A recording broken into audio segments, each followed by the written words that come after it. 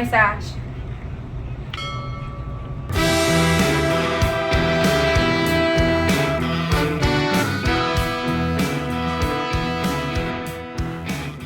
All right.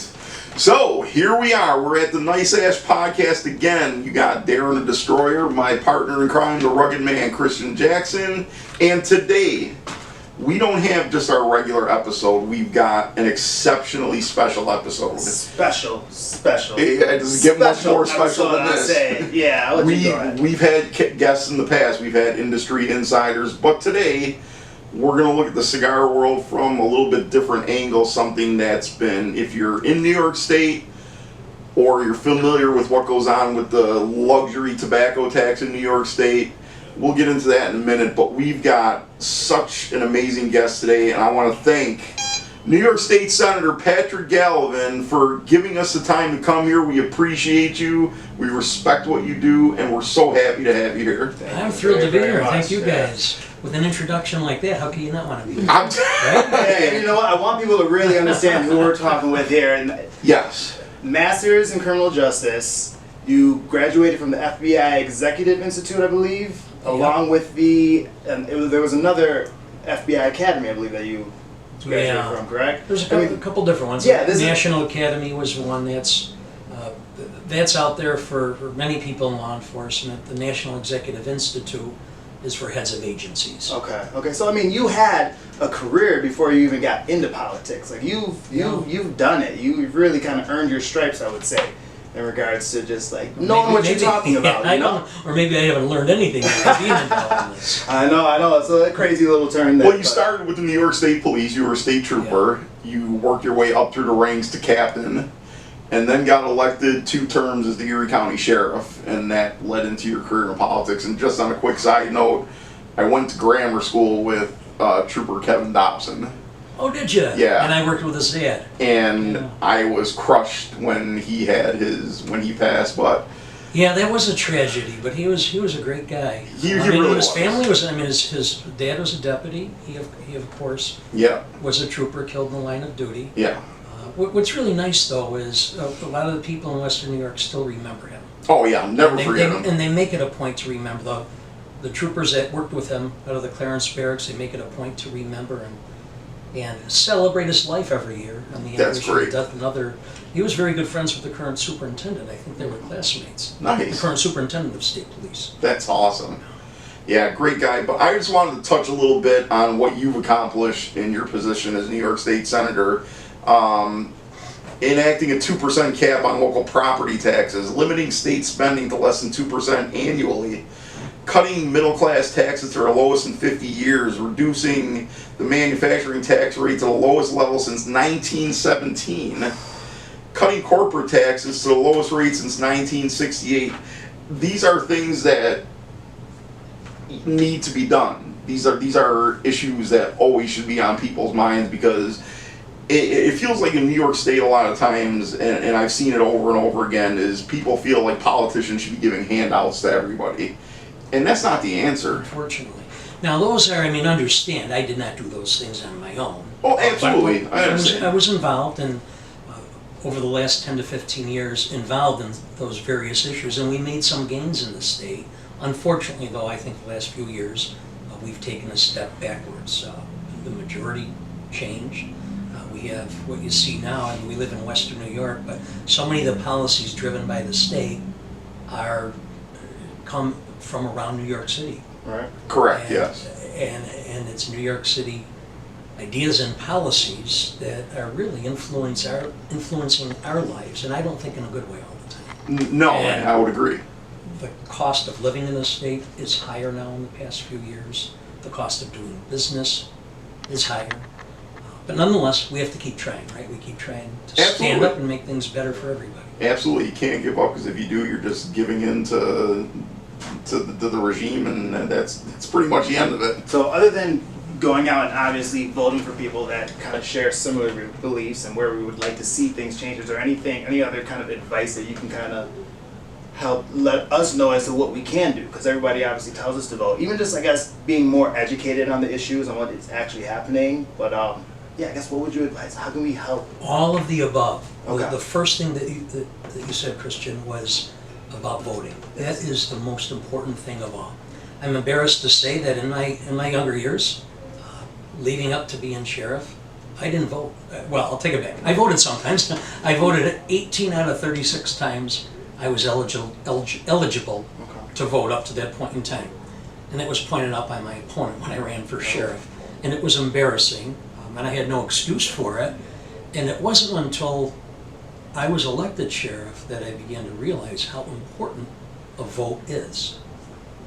You look at things, especially in the states. Well, let's take a step back. So we have our country, and the founding fathers didn't want one person in charge, right? So we end up with all these states, and for the most part, everything is regulated by the states. Right. How you live, how you work, how you play, your education, business, taxes on cigarettes or cigars, and other things. It all comes down to state policy. And who makes that policy? The people who get elected. And they get elected by, in some cases, 25% of the electorate or 40% of the electorate. Right. And so you may not, I mean, just for sake of discussion, you or somebody else may not vote. Right. And yet you have to live with all these policies. And as a result, here we are. Upstate, last election, I think, might have had 40% of the people turn out in the last gubernatorial election. Had you turned out 60 to 70%, we could have a different governor. We may not have had the SAFE Act. Or Andrew Cuomo at the time. Andrew Cuomo, in his re-election bid, won by, it was like 300,000 to 400,000 votes. And this was following the SAFE Act, and yet there was 1.5 million gun owners in New York State that didn't vote.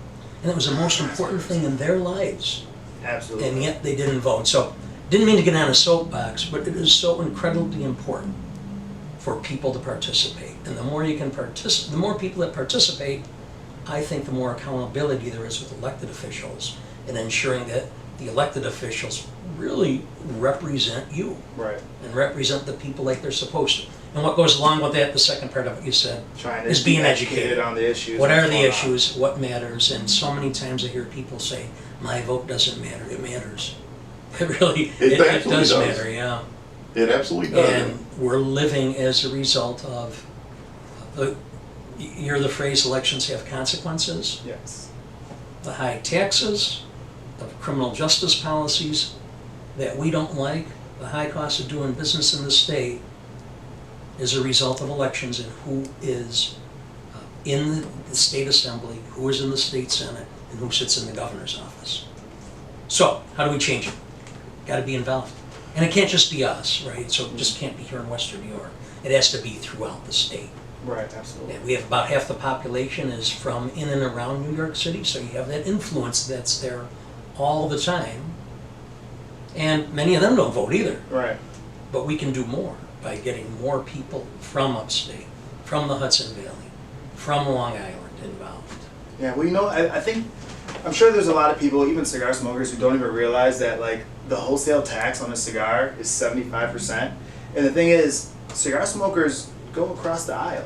So even doing things like this and talking about the fact that there is a tax and putting out videos like this, we may get some other cigar smokers to realize what's going on, and they may be down around Albany, down around New York, and just them knowing what they're doing and what they're voting, maybe changing some minds. So hopefully, I guess maybe if we can get this message out more and, you know, have more people talking about other issues, because this isn't, I would say this is not one of those big hot topic issues that people talk about, you know, wholesale taxes on cigars. No question. But I talk to just, I would say, casual smokers as I'm out and about, because it's a hobby of mine, it's a passion of mine, so it's big on my mind. But when I talk to somebody that may have a cigar once or twice a month or even less than that, they're like 75% on taxes, or wholesale tax before we even get to the sales tax. I'm like, yes, it is, and that's the policies that you're voting in when you're voting for certain politicians that kind of hold that line. You know what? I agree with the fact that the tax is not,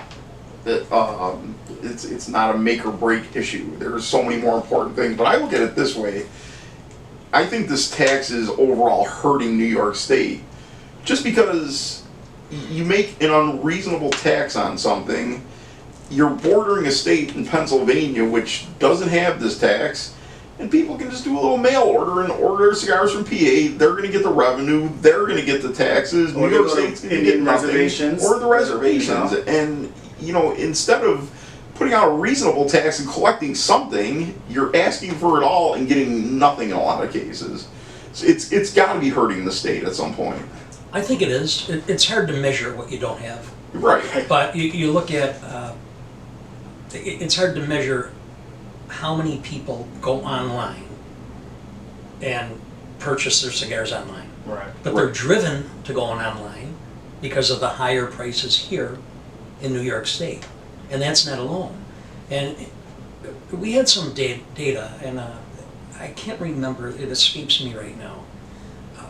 But in another state or states, we data from other states, where they significantly reduced the tax on premium cigars. And the result was sales skyrocketed. And then ultimately, the revenues, the sales tax revenues that went to that particular state, after they reduced the tax on it, increased because of the higher sales. And then, that of makes course, sense. it helps those small businesses across the state that were in the business. It helped. And I think the higher tax and trying to capture that on the premium cigars is just the wrong way to go.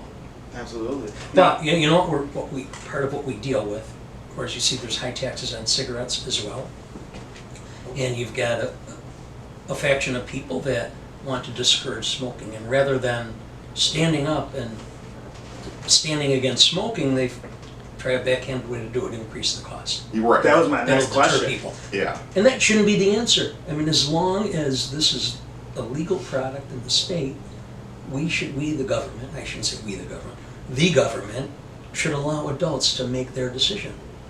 It's funny you say that. My very next question was going to be: it almost seems like it's almost a form of control, and I understand.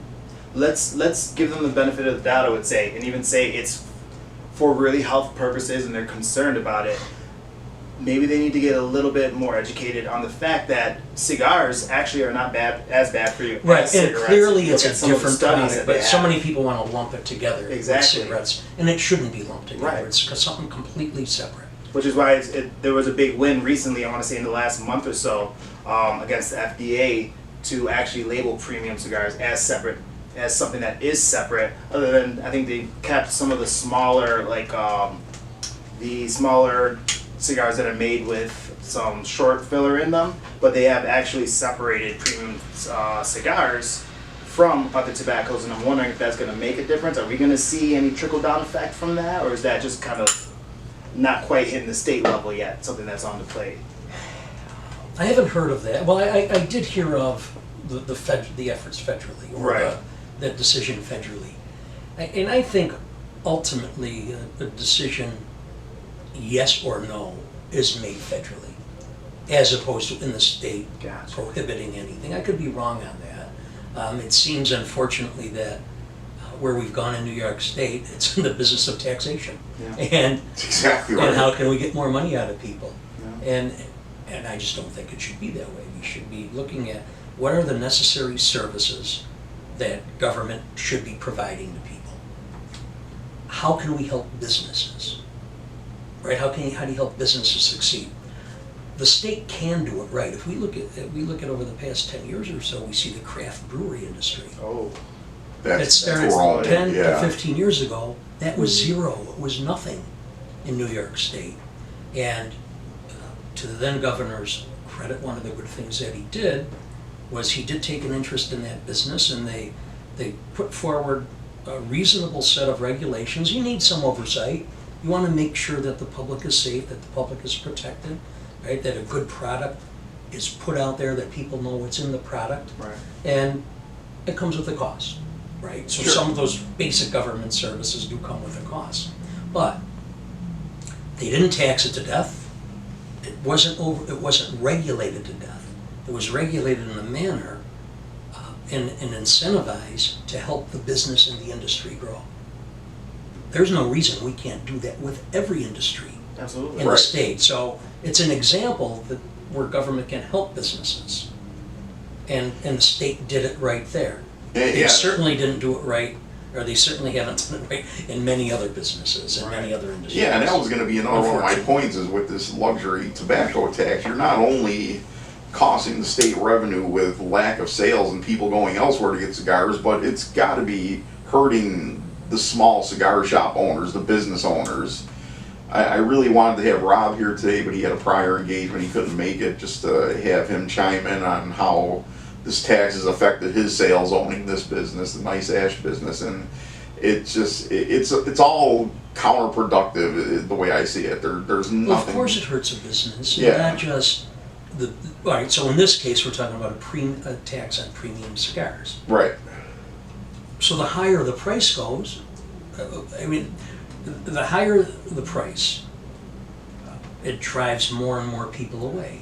Or if they know that they can get this product somewhere at a lower cost,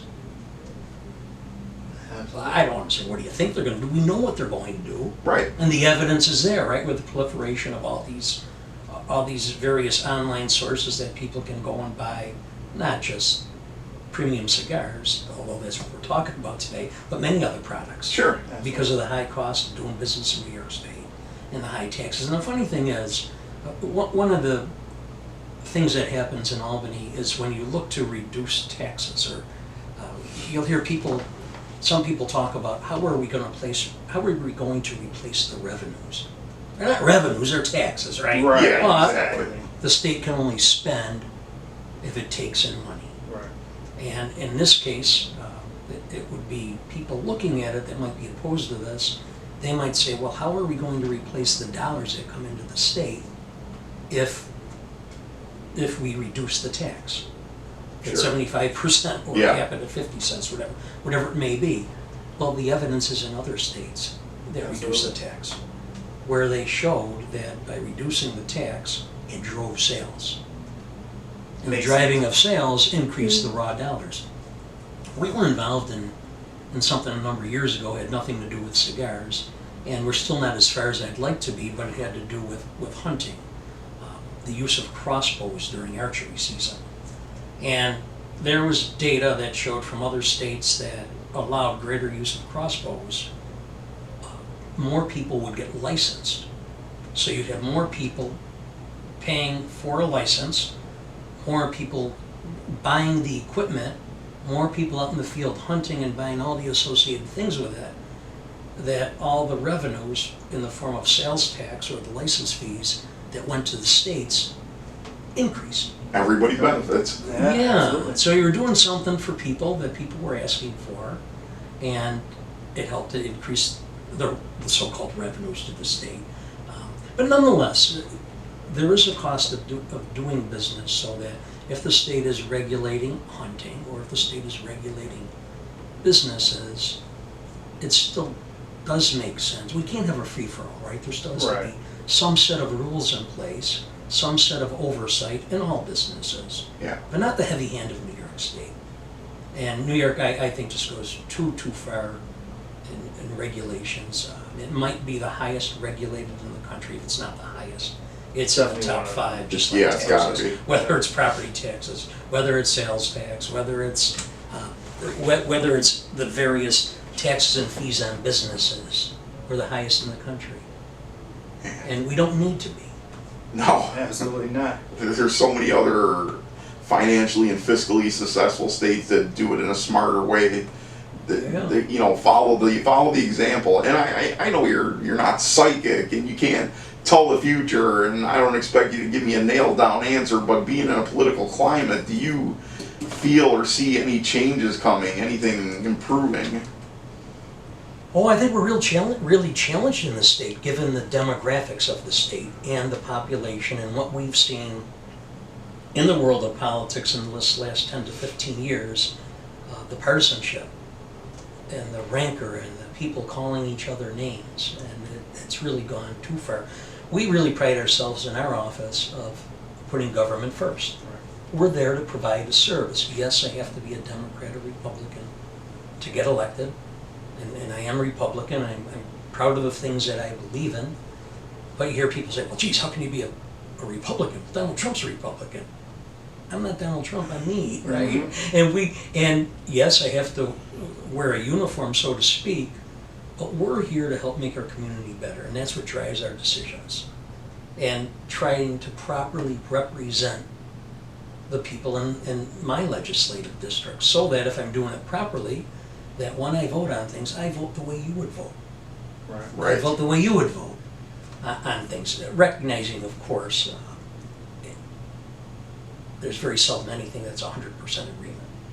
Oh, And you think of absolutely. it, and I always go back to think of the person you love the most, often a spouse or family member, and how long do you go in a day with some sort of disagreement?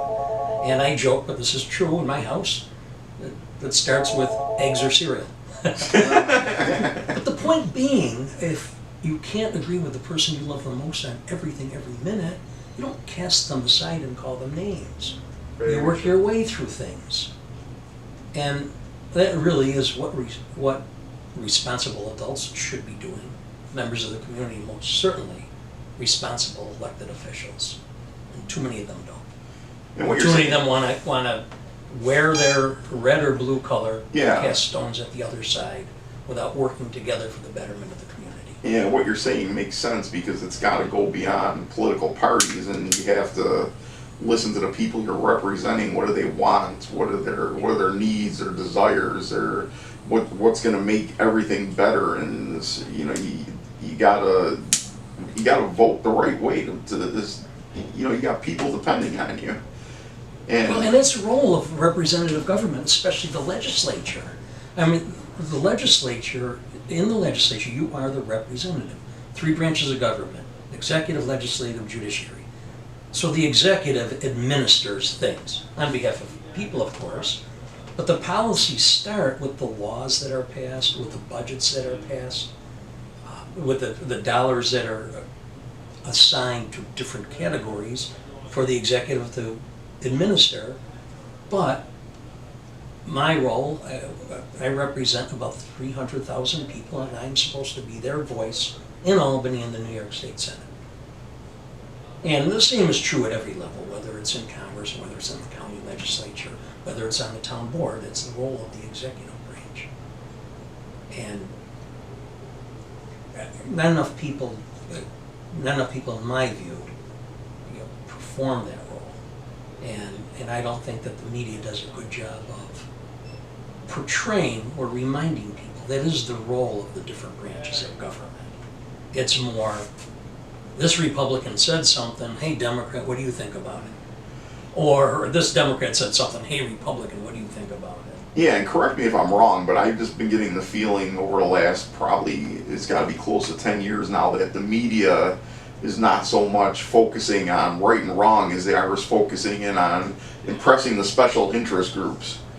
The loudest people out in the community, they want to get their attention instead of what's right, what's wrong. I want to get this group saying, hey, we did a great job reporting on this story because we picked somebody out.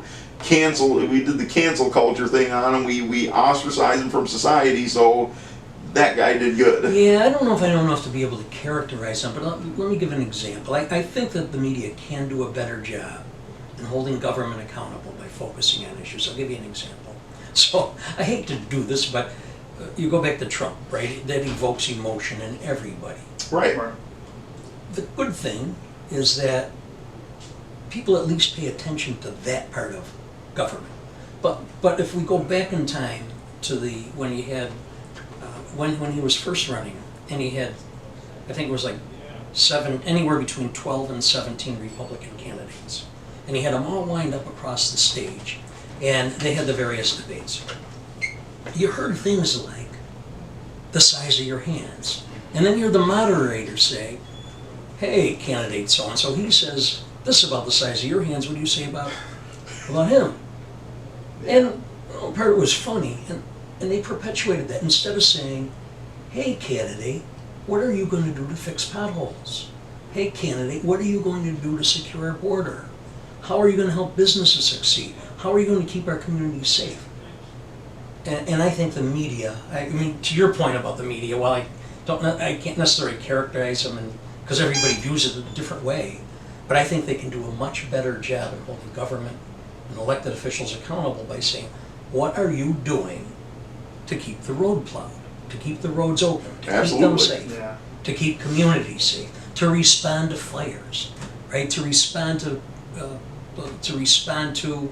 an accident, to help prevent accidents, right? To help businesses follow the laws. And I don't think they do a good enough job of that. And that in part, I mean, if you hear the idealists and you, again, go back to the freedom of the press, it really was part of the purpose of the freedom of the press, to hold government accountable. And they might hold individuals accountable for their personal actions. Sometimes that's a good thing. Sometimes I don't know if your personal actions might have any relevance, to your role in elected office. And so there's a line somewhere, I don't know exactly where that is, but certainly asking about policy matters and holding people's feet to the fire about policy matters. What are you going to do to make our community better? And it shouldn't be, well, you see the size of that guy's hands. Or, Yeah. these guys down in New York City are terrible. And I want to differentiate, even though I made reference to policies coming out of New York City. I characterize it without explaining. The criminal justice policy is my background. I think it's become much too permissive. And we are not holding people accountable at all. That's a fact. Absolutely. One of the disagreements I have with many of my colleagues from New York City has to do with the scourge of opioids that are out there. And it continues to get worse than ever. And they say a thing like, well, we can't arrest our way out of it. And the people that are hooked on opioids, they need our help. We can't arrest our way out of the problem. I agree with that. They do have some sort of sickness or Right. some sort of dependency that we should help to ensure that treatment is there, work for prevention, education to prevent all that. But why are people dying? Because you got other people that are putting this white powder called fentanyl in everything that's out on the street. Yeah. And people are dropping dead because of it. What are we doing about that as a government? Well, you can't arrest your way out of it, and they don't want to talk about that. Yeah. But that's an example, so when I make the reference to New York City, I don't want to sound hypocritical where I'm just saying New York City people. I'm not Right. saying like crazy liberals. No, yeah. I'm just saying that that's an example of a policy. The marijuana laws. To not have a discussion whether or not we should allow it or not allow it. It's now the law in New York State. So what does the state do? It passes this, and it says police can't arrest anybody for it if they're smoking or they possess it. Yet, at a certain point in time, there was no way to legally possess it, unless you had a medical marijuana license, right? Right. You couldn't grow it, you still can't. There was no dispensaries open for people to buy. You can't sell it to anybody, and you can't bring it across state lines. So the state just says, okay, we're gonna pass it and then we'll figure it out. It shouldn't be that way. That's not how you think of operating a business, right? You operate a business, you put a plan together, and you try to, think of all the different things that you might confront and how you're going to deal with it, and then you put it in effect. And our laws should be that way. These immigration issues, asylum seekers, this starts in New York City. Not so much, the declaration of being a sanctuary city and a sanctuary state contributes, but what was contributed more really is New York City has this right to shelter law that came about as a court case where somebody sued New York City years ago regarding the homeless that are there. So what's driving a lot of this, at least in the state, is many people flock to New York City because of the right to shelter law, which was never intended to deal with people coming into the United States seeking asylum.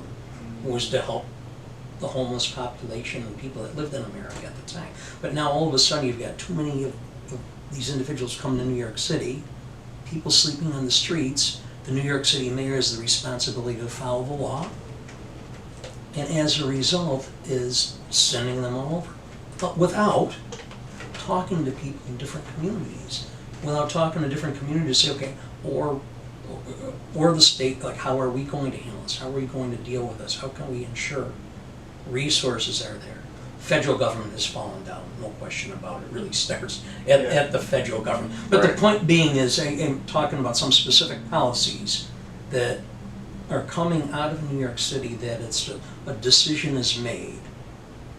And because the lawmakers in and around New York City hold the majority and can vote on things, they establish a law and then. All right, so I will say, let's since this is a cigar podcast, All right, let's bring get it back cigars. in a little bit. Can you remember maybe what brought you into cigars, or maybe one of your earliest moments, how you got introduced to this whole thing?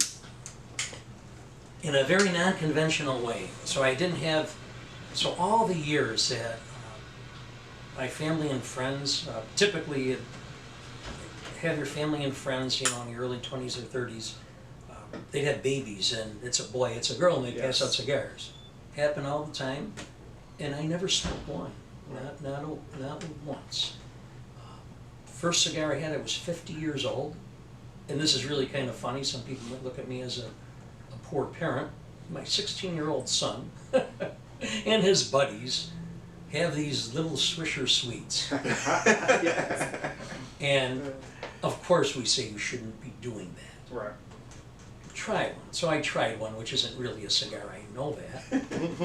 That was the first, though, anything that resembled a cigar that I put to my lips. And I guess those that would criticize me as a parent would be happy to know that my son does not smoke at all. He did it once, and that was it, and he doesn't anymore. But nonetheless, shortly after that, someone said, try a real cigar. Right, right. And one of my buddies said, try a real cigar, and I did. And I've enjoyed it. You know, so I'm 62 now, so it's been 12 years.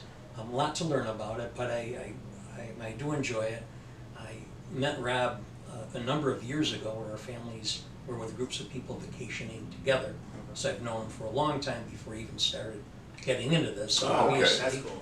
it just became a natural once he opened Sure. up my sash Yeah. to kind of experiment a little bit, and that's how I got into it.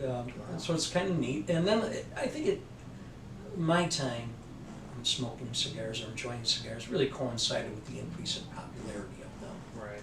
So there was many more that were out there, more people. I think because it's looked upon in a much different way than smoking cigarettes, where people are enjoying it. Some people as a hobby, people getting together, enjoying the conversation. So I have enjoyed it. As you mentioned earlier too, it's almost like the craft beer boom. Like we're almost, at least from what I've seen or what I've heard, is that we're experiencing another cigar boom like of the 90s. There was a big boom in the 90s where things picked up, and we're kind of in the second renaissance. Yeah, so I phase missed of the that. first one. So yeah, you missed the first one, so now you're Yeah, but I up think and then this one. that's a good analogy, so you can draw some similarities to Right. that. So I mean, there's so much to delve into. It's tough once you take a peek in that rabbit hole. There's a lot down there, so it can be overwhelming, but at the same time, It is interesting, though. You know, among the things that I found was, so of course, among the things that we do politically is have to raise money. So, and Rob has helped us over time. But nonetheless, at one point in time, we did a cigar event, the very first one that I did. And it was really interesting. So at most political events, people who go to them, it's like any cocktail hour, they go, they get in and they say hello, they get in and out as fast as they can. They might have a drink, they might grab a bite to eat very quickly and get out. And it was really interesting, the phenomenon, when I first saw this and we put this event together. We might have had 50, 60 people in there, and it's anywhere from the garbage man to the billionaire. right. And the commonality was a cigar. It was very interesting. Yeah. No matter what people's walk of life was, instead of the normal hit and run getting in and out, people stayed. Mm-hmm. And they were there for an hour or 2 hours. And people just moving around, conversing with each other. People talking to each other that otherwise would have never talked to each other, didn't have many things in common. White collar and blue collar. North and south, east and west. About that. It's really interesting, and that's what makes it enjoyable. So it becomes a thing that somebody does, right? I don't want to say kind of like being a Bills fan, but again, it gives you a commonality. You travel anywhere. You travel anywhere in the country, or in the world for that matter, and there's a Buffalo connection. Absolutely.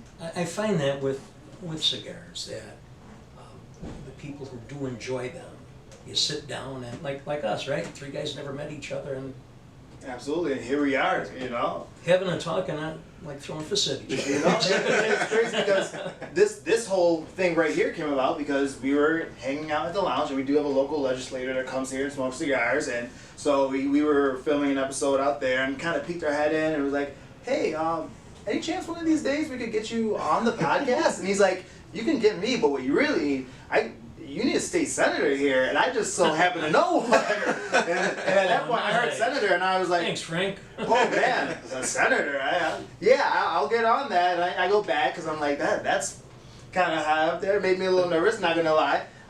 And we were filming, and by the time we were done and came back out there, they're like, Frank was like, so his chief of staff is waiting for you. I gave him your number and whatnot. Here's his number. Go ahead and text him. And I was like, all right, I will. I'll shoot him a text. I'm not gonna lie. Sat on it for a little bit, and then Frank said again. I think he had told you, "Hey, they're waiting on you. They're contacting me. They want to set something up." So I went ahead and texted, and it's not every day you have a phone number given to you that gets you to a state senator, but this thing called Cigars just connects us like that. Well, thank you. I appreciate that. Let me go back to the cigar tax very, very quickly. Okay. People can make a difference. What's interesting about it, Darren, I think you mentioned that it's a bipartisan issue, right? It shouldn't be political. And this particular bill, to put a cap on the tax, has bipartisan support in both the Senate and the Assembly. That's awesome. Both majority and minority members, Democrat and Republican. It's a good thing. We need more, of course. Yeah, absolutely. And so how can people help? It's reaching out to their various legislators, but it can't be done just in Western New York. It has to be done across the state. Oh, yeah. And in New York City to try to get more and more legislators on board that are advocating to cap the tax. You hear that? So that's how people. I hope you're listening, because if you're in New York State, contact your legislators, no matter where you are in the state. Reach out, get people involved. This is something that we all connect on, no matter which side of the aisle you're on. If you're watching this, you're into cigars, which means you can contact somebody and let them know this is an issue that we agree on. Let's move forward. Let's check that little box and say, hey, we can do this. We can come together and clearly, move forward on something. and a legislator, when they're getting a good number of their constituents reaching out to them, it does affect. They do what many of them do what they're supposed to. They pay attention to that particular issue, and then do their job in properly representing people. But they have to hear from people. Right. This is not, as you mentioned earlier, it's not a big issue in the sense it's something that you see in the headlines or you see on the TV news all the time or people talk about all the time. Right. And most legislators are only going to become aware of something like this if somebody's reaching out to them, advocating for it, and asking their legislator, please support this, please advocate for this. Makes and sense. here's why. Yeah, that makes total sense. So, Senator, do you have anything on your end personally that you'd like to promote, talk about, anything coming up on your schedule? Events, anything? Well, we really do work hard trying to move around and about the district, including stopping at Nice Ash and meeting with people. Really, the best thing for us is when people are active, that they do reach out to our office on the various issues. And the reason we're out and about is to try to make sure that I am properly representing all of my constituents and voting the way that they would vote. Again, recognizing you can't be 100%. We're never going to be 100% on everything. But if people get involved, that's good for you and it's good for me. Right, yeah, it sure is. It might be good for me as a legislator, but it's better for me, like I'm a member of the community. Absolutely. And so it's easy to say your vote doesn't count. It does count. People should get involved. They need to be involved. If you want to affect change, we have to have more people standing up and saying we need the change. Absolutely, I agree with that. And one little tidbit I did want to kind of drop here, since I do have you. I was asking around at my job, see if anybody knew you, if they had any tidbits of information, trying to do some homework. And somebody that I know did say he's done some work with you. And I was like, okay, do you have any stories, anything that would be interesting? And he said, you know what? I don't think there's like there's not one piece of dirt or anything on that guy. He's such a stand-up guy. He's like, I wish I had a story about we had too many beers, this, that, and the third. He's like, no, he is one of the most stand-up people that I know. And I will say that coming on here and meeting you, I definitely have experienced that myself.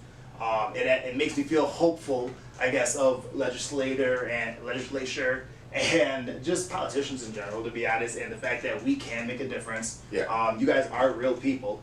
You know, No maybe. question. And there's many good people that are involved. There's no question about it. Right. They get overshadowed by the bad things. And again, keep in mind, the media can control an agenda. And they don't always give all the people that are in elected office, whether they're town, village, city, county, state, they don't always get a fair shake. And they get overshadowed by many of the bad things that are out there, unfortunately. But there are a lot of good people. Oh, well, I feel a lot better, I can say that. Well, yeah, and I can say knowing that you're there and there's more like you there gives me hope for this state because I'll be honest, sometimes it's frustrating. Sometimes it rolls up on you. This New York State just at times seems to try to crush the Second Amendment, the cigar tax. There's so many things. Now there's this new building new homes without gas. It's frightening sometimes. And to know that there are people on our side fighting for us, it gives me hope because I love New York State. I love Buffalo. I love the area I live in. 15 years ago, I thought about moving down south, getting out of the area, but I miss the Four Seasons. I miss the Bills. I miss the friends, the family out here, and I don't want to leave. Very common story. I don't want to leave. I want to stay here For a different time, but when you talked about the natural gas, that's another example of a policy being forced upon people without thinking it through and without thinking about the consequences or how we're going to get there. Right. Yeah. Exactly. But for a different time. For a I different recognize time. that. But that's a great example. Yeah, and we're so grateful that the senator gave us his time. I don't want to keep him here too long because he's a human being with a family and a life, and as much as I'd love to just have him hole up in this office and run his whole office here so that we can reach out anytime we need to, I just want to thank you so much for coming and giving us your time today. My pleasure. You've shined the Enjoyed light time on with you things. guys. Yeah, it was phenomenal. You shined the light on things, and we appreciate it. So if you're watching, like, comment, subscribe. If you have any input, if you have any questions or comments you would like us to forward to the senator, please feel free to post them on the podcast, and we will do everything we can to make sure he gets them. But Senator, thank you so much. Thank you guys. very much. Appreciate it. Don't forget Thanks, to vote. everybody.